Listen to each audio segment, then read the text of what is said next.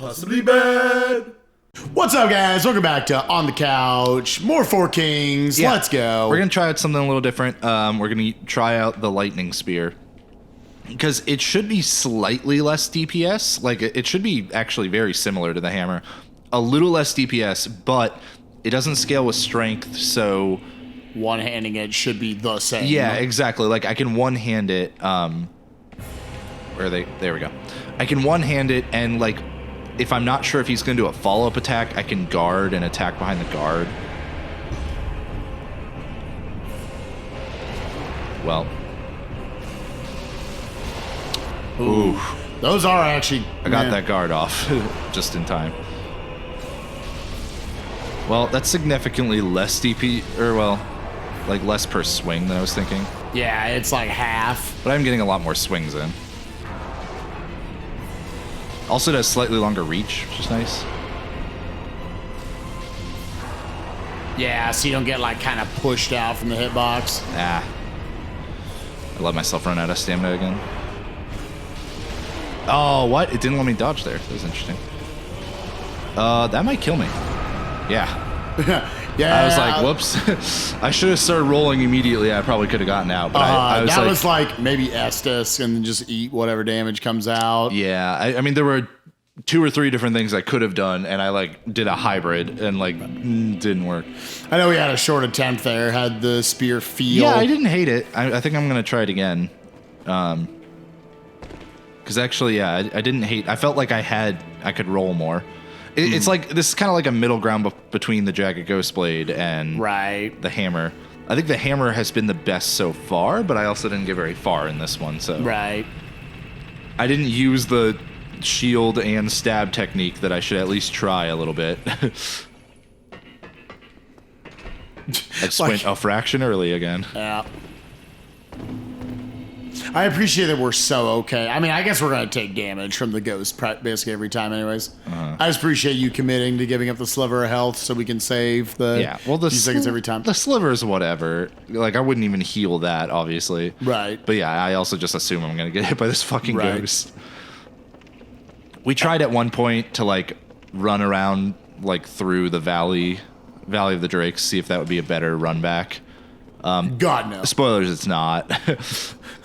It's so much longer. It's like if we learned it, like we wouldn't have to deal with this ghost.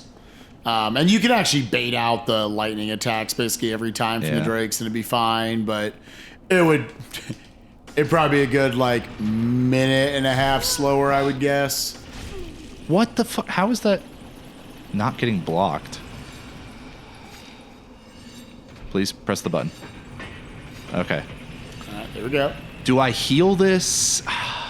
Like, I feel like I've got to, because if I get hit by, like, while I'm still charging towards him, if I get hit by the end, like, one of his swings and I'm, like, rolling towards him or whatever, or running towards him, I'm just going to die at this health. I do like being conservative with the Estus on the first one, when there's only one of them on screen. Yeah. But it's literally just because I have to run towards him that I'm a little worried. I don't know. Just keep going. Keep going. We should try to like look at the clock and time when I think the second one's coming in. I think it's probably like 30 seconds. Yeah, certainly feels something like that. There it is. I felt like I had to run so much further. I guess I'm not gonna heal then. I like you not healing here. Okay. Watch this be the one where I like land on one of those and I would have survived it if I healed. Alright, well, let's just run towards that and see if that's where he spawns. Okay, Yay. He came in at 4? Okay. Alright. That's what I was worried about. Well, that's exactly why I wanted to heal. I think that was an unfortunate attempt. That was literally the exact thing that I was worried about. Nah, dude, I mean, we gotta dodge that anyways. God damn it. 4 Kings. I tried to dodge it too. I just I must have mistimed it. I think I also was like rolling forward instead of the side, which probably didn't help. Right. Yeah, I was assuming for something like that. Its hitbox is just so active. Like, even if you roll through some of it. Yeah. Well. So Spike, Yes. you wanted to be an actor, right? Yeah, Or sure. You studied to be an actor Yeah, and stuff like that. right. I get that. What was did you have any like end goals with acting? Like were you like, oh, I'm gonna be Hollywood famous, I'm gonna meet Robert Downey Jr. and be his Dude, son? meet Robert Downey Jr. himself. I don't know. Like, I think I was inherently very drawn to theater. I think I was always like, I was a very, I mean, you know, being around me, I'm a very animated person, facial expressions and whatnot. So I think I was built more for theater. To where like my facial expressions could be read from the back of the house. My projection was really good. I have more of a face for theater. I wasn't exactly the most beautiful actor growing up to be in Hollywood, but you know. I was gonna say you can always like there's like I'm the goofy actor, the Seth Rogens, I was gonna say you've got the goofy Hills. Seth Rogen type of vibe going. Yeah. Also, like I have a feeling there's quite a bit of like maybe I'm way off base on this, and definitely there's a lot of very pretty people in Hollywood, but I also feel like when you start to move towards that career and you start to see success in it, I feel like there's also gonna make a you lot beautiful. of you suddenly you're paying for a like $100 haircut every time you go to the stylist, and why did I send that elevator back up? Oops. Oh well. And like you've got makeup people and all that, and like a skincare professional who's making sure your skin looks amazing, you know. So like there's definitely a certain amount of, yes, you need to be pretty for Hollywood, but I'm sure that there's people that are kind of on that like fringe or whatever that are. I always said it about the Harry Potter actors, and I don't mean any insults with this, genuinely. Like, it was like, oh, they're funny, oh, they love Daniel Radcliffe and Emma Watson, like, you know, Rupert Grint, you know, all the actors, you know, all the young child actors there. But like, you watch them at the beginning of the series, it's like they were just young, awkward child actors. And as they grew up, it was like, all right, we're gonna have you, like you said, on like, we're gonna make sure you're, you know, in shape all the time, because we need you to be attractive to other kids growing up. Effectively, you're gonna be an icon. Maybe this is consistent. I don't know. Hey, I dodged it this time when it didn't matter. We're gonna date this episode, but there's a current meme going around on Twitter. Where, that's come around like 6 times, so it wouldn't matter anyways. Oh, has it? I guess it's the first time I've seen it. Yeah, it happens every like few months. Anyways, go ahead with what you were saying. But yeah, no, there's a meme right now in cycle, I guess, that is like people take pictures of themselves, like, and there's like a filter on Snapchat or something. God damn it. You see yourself just like much older. It makes you look old. And there was one picture I saw of like, here's one of Paul Rudd, and Paul Rudd never ages or anything. I'm just like, yeah, I mean, when you're like a Hollywood actor, you usually just don't let yourself go. Otherwise the tabloids like fucking shit all over you. Especially with God damn it. Especially with Marvel, Robert Downey Jr. said it at some point in an interview or whatever, where he's just like, yeah, like with Marvel at this point, because he was like the face of it, they could potentially call him in to do a cameo in like any movie at any time. Right. So he just would always like to look like he's Tony Stark. Yeah, he would just always stay pretty in shape and everything. Also, I have 3 fucking kings on screen, and I haven't even beat one of them yet. This is not good. What? This one's at like half health. Whoops. I'm liking with the spear the fact that I can have the shield out at all times, so I can just block some of these instead of damn it. Instead of like having to dodge every single one of them. But at the same time, I think the hammer was doing us. I think the hammer is still the best option we've had. Yeah. I'm dead. Yeah. I was like, maybe you're far enough away.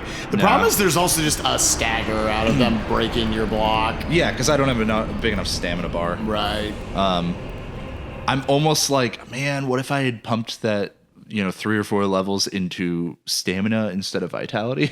Like endurance instead of vitality.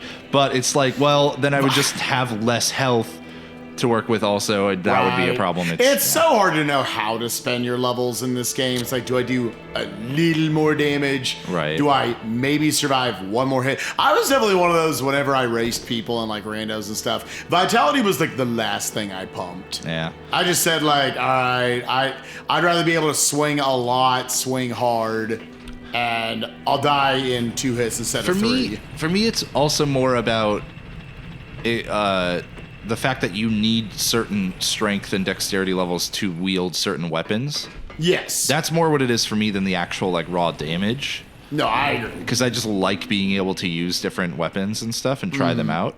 Especially for this playthrough, I was like, I'm definitely going to level up some early strength and dexterity because I want to be able to try a bunch of different weapons. Like 28 of each, I think. Yeah, something like that. Yeah.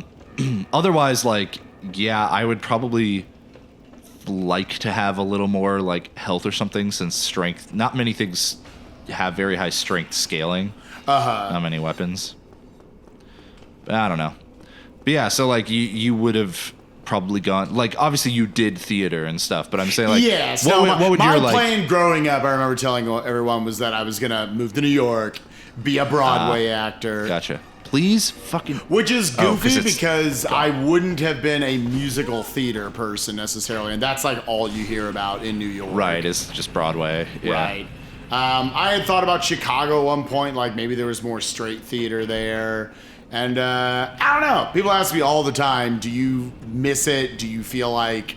Because it's been about 2 years now since I've been on stage, and prior to that, I had never gone more than like 6 months without being on stage since like 2002. Right. So it was good, like 15 straight years of theater. And you say that, but nowadays we also like do the pre-show and stuff, which is not the same, but at least it's theater. It's an outlet. Yeah. Anybody asks me, I love doing the pre-show for GDQs. Every time I'm proud of like finding different sorts of like little sketches, just like through line jokes all the way through the whole thing. Yeah. I absolutely love it. All right. Healed. I'm gonna walk off. In a lot of ways, the pre-shows remind me of like silly sketch work you'll do for classwork a lot of the time. Something you'll do for like your high school drama class, or like, you know, freshman year of college in your acting 1 class. Just, all right, go make a play. Just go make something work. Yeah, while we also get to be it? nerdy and like inform people about like super cool speedruns throughout the week. Because I was gonna say, like, I went to school for very like technical stuff, like for computer science stuff. I never really thought about what it would be like going for a more creative type of profession and stuff. What the hell are classes like for like theater? Theater, yeah. You cry a lot. Oh yeah. It's just like, that's what it is at the end of the day. You're constantly like wondering if you're good enough to like be in this craft. Oh, I see, my mind was like, man, they really have you work on your fake crying that hard. Like, that's what I thought you meant. You just actually every day, people, I saw so many people, probably everybody in my theater department I saw cried at some point, thinking like they were just not good enough to be an actor. Damn it. Oh, I dodged a little too late, I guess.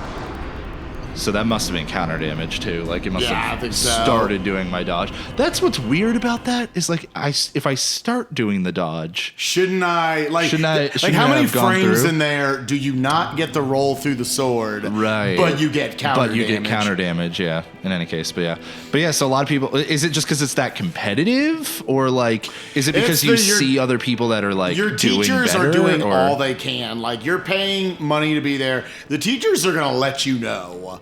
Like, hey, I don't fucking believe you right now. Right. I do not believe you that you're actually, like, that you're invested in the scene you're in, that you're with your partner. But that's good, right? Like, you'd rather have them not lie to you. Oh, yeah. You know, and then... If you want to spend your entire life... Because usually, when you're signing up at that point, you're giving over your life to being an actor. Right. And being a performer.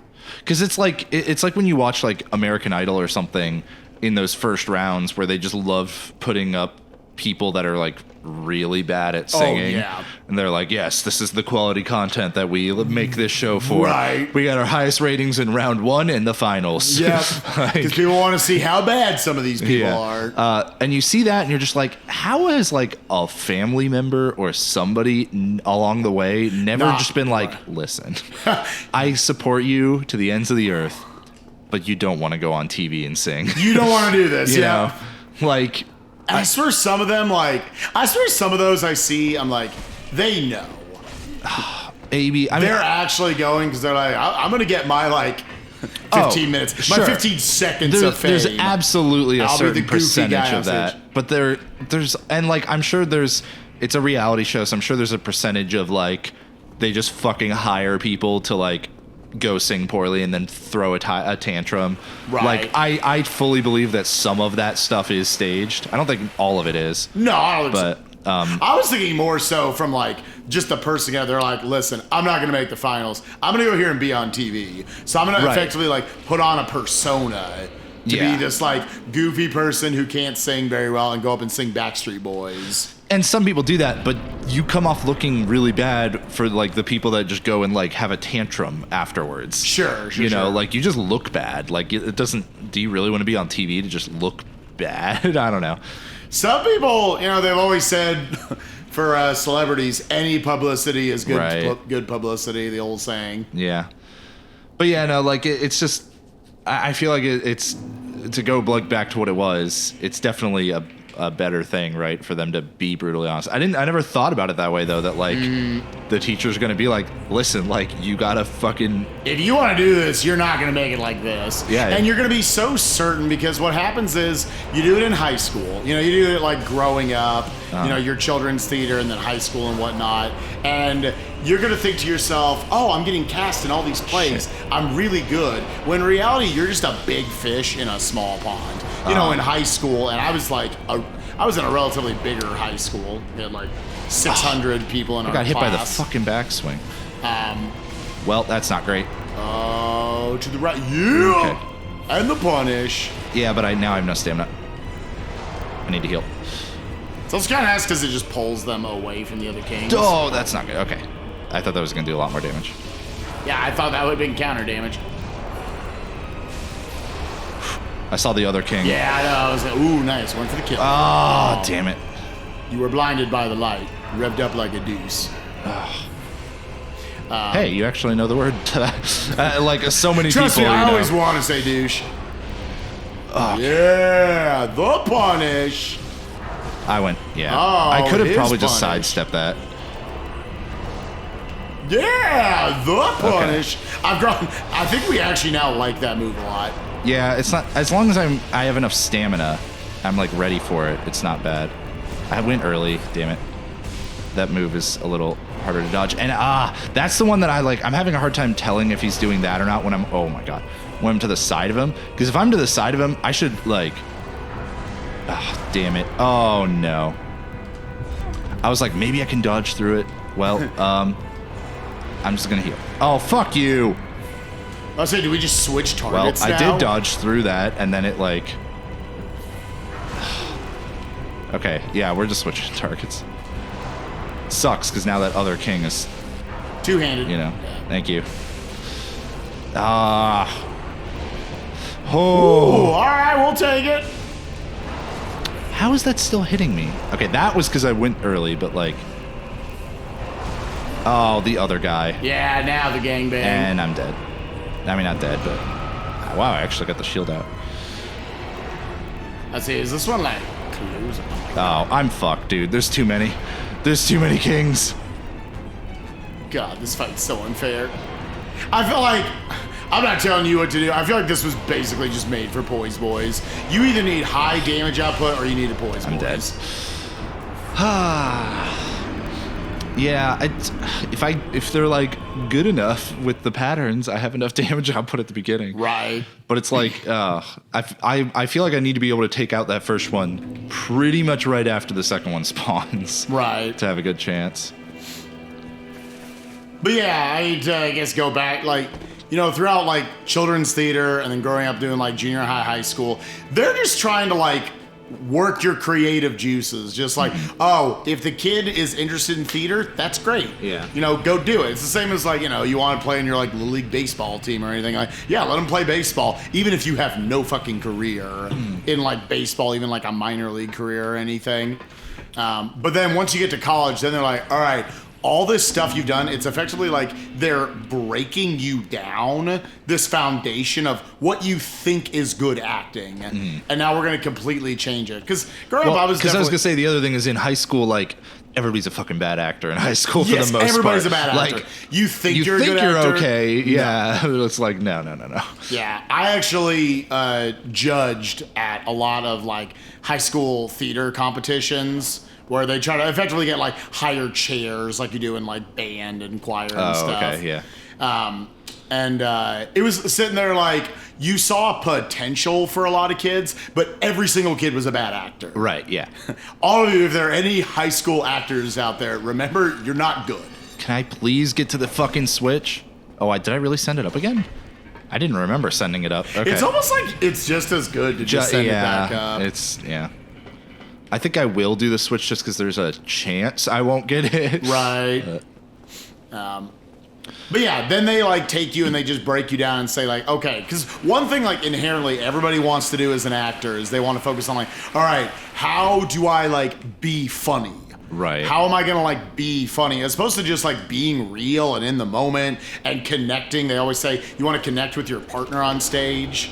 Yeah. Some of the best actors I ever worked with, we would always say, let's go on stage and fall in love. I'm not there for the audience or anything, or like to even necessarily tell a story. I'm there to tell a story with you.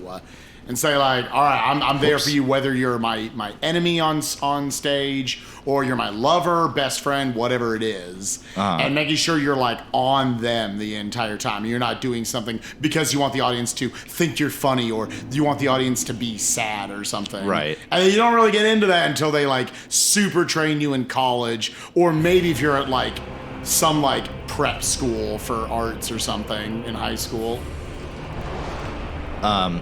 Yeah, because like I'm going to focus on the boss. So you focus on the boss. Did my roll not come out there? That was weird. It's so weird that I did it again. The king itself takes more damage than the bar at the bottom. Because you're doing 219 to the king and 195 on the bar. Man, that was an unfortunate like 3 Estus chugged in a row. Okay. That should be a double punish. Yeah. And the problem is that, like, the Estus probably will be a problem if we ever get down to, like, 1 king or, like, in that final quarter where we're on pace.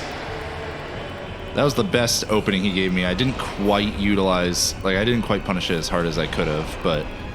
Like, I should have been able to use less Estus, for sure. Back aggro. Yeah, that takes so much stamina to do, though. Oh, no. I disagree with that one hitting you. Yeah. Come on, dude. Damn it. It's just got such a long swing to it. Oh, wow. Okay. That hit me on the back. Okay, so if I'm... that time I went early, for sure. But good to know, if he does the step... Wow. Fuck you, the other king. Good to know that if he does the stab, I don't want to be directly behind him. Right. I will still get hit by it. All right, we'll see you on the next episode for more 4 Kings and Theater Talk. Yeah, bye.